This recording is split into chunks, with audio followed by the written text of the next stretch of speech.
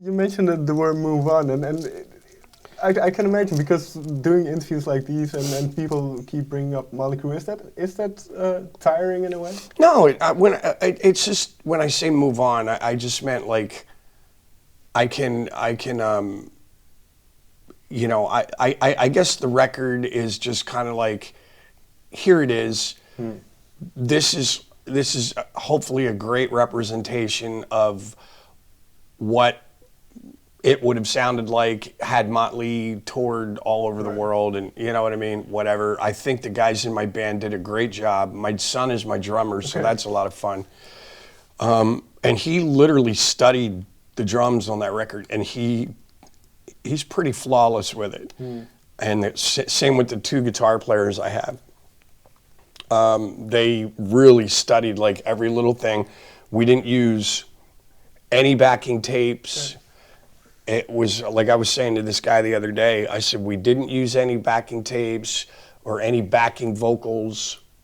I wanted it to sound like a band, like what Mötley would have sounded like without any additional help. You know what I mean? It's just stripped down. It is what it is. And, you know, this is, you know, here you go. And then it's not that I want to move, I shouldn't say move on, you know what I mean? But I just move on from the idea of taking it all over the world, you know what I mean? Because I'm realizing that, you know, financially it's a little easier said than done, you know, so I can move on from that idea, and then like now I'm doing the Daisies, I can do whatever, you know, and then just, you know. Well, there's one thing I wrote a little bit down from, well, where I got it from was from I think from Facebook somewhere, but it's more about the line than where it came from. It is, I have done everything since my way, under my terms. So that was from a Facebook post I did, yeah. And I don't want to get into the why you posted that, but was that a difficult thing to do in the music industry? In the industry? To do it on your own terms?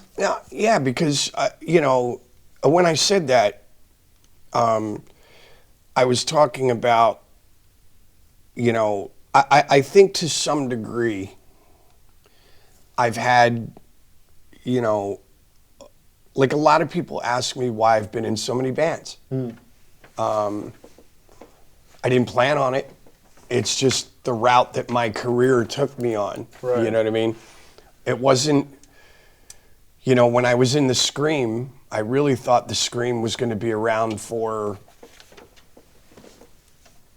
50 years, you know, 20 years, whatever. I thought that was it. I got my record deal. This is the band. We're going to be like the next Led Zeppelin, and we're going to go. And who knew I was going to get a phone call from Mötley?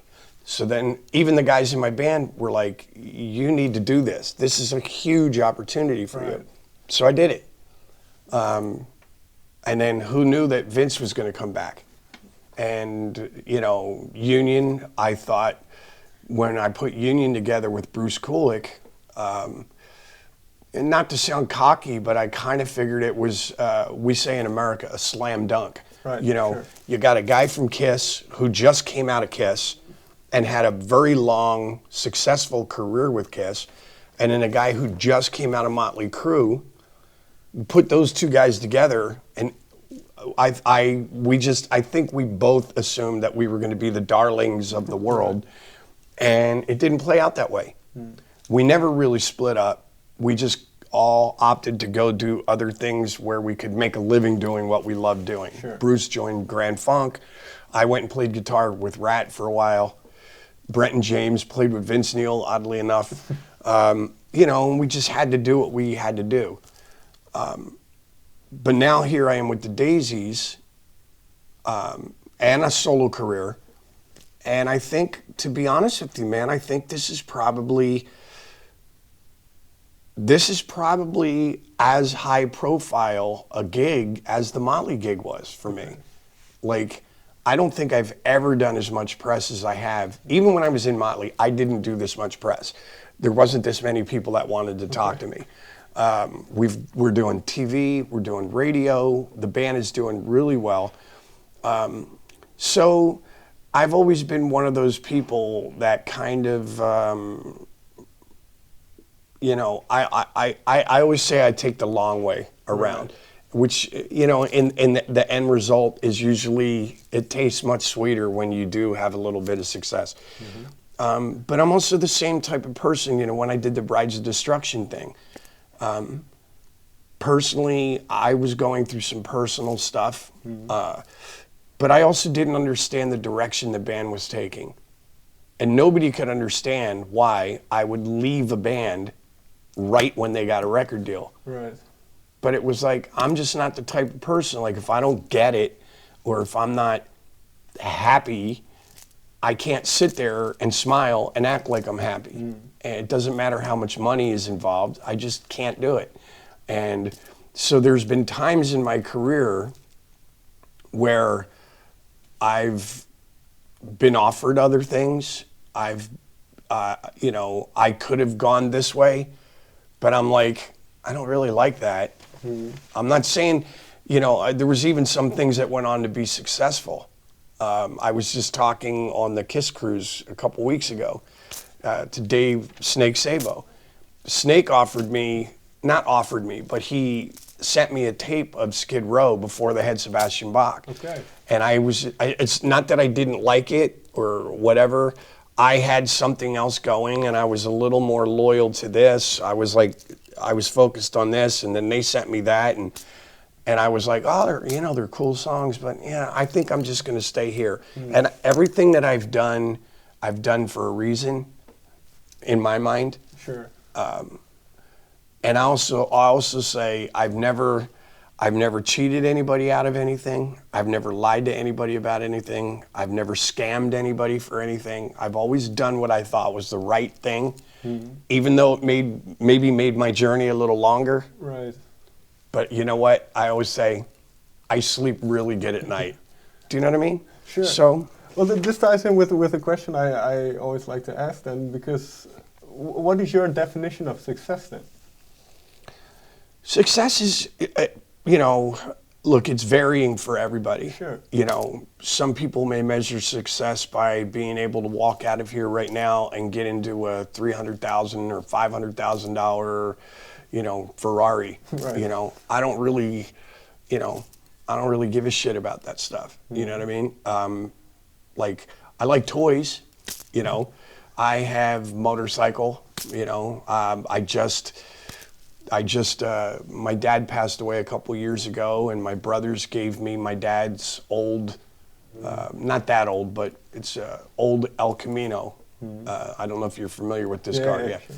So I just took it all apart, and I just put a new interior in it, a new engine in it, and it's being painted, and I get it back in December when I get home, and that's fun to me. You know what I mean? Sure. It's my dad's car, and it sounds awesome. It's fast as hell, but I think at the end of the day, the one thing I did learn in Mötley was, and Tommy and Nikki told me this was going to happen. They told me, as soon as everybody finds out you're in this band, your phone is going to ring off the hook. It's going to be crazy. And it was. Okay. The thing I wasn't prepared for was when I wasn't in Mötley Crüe anymore, because as much as my phone was ringing, it stopped ringing. And then I had a few friends that were with me before I was in Mötley that were there after I was in Mötley. And it wasn't that many. Right. And I kind of sat down and I thought about it, and I go, at the end of the day, as long as I can take care of myself and my family and play music and go to places like, here and, the UK and Japan. And I get to travel all over the world, play guitar and be a dumbass on stage for an hour and a half. You know what I mean? And I sit and I watch people singing back to me my lyrics that I wrote. So I go, if I can do this and be able to take care of my family and have a couple little toys, you know what I mean? Sure. I'm good. It's success. You know what I mean? I think that's a beautiful ending. Yeah, that's how it should be. You know, if you don't like what you're doing, get out. And you know, just I think if you expect too much, you're never gonna. You know what I mean? So I just do the best I can and wish for the best. You know, it's all good. John, thank you very much for your time. All good, buddy. Thank you. Thank you.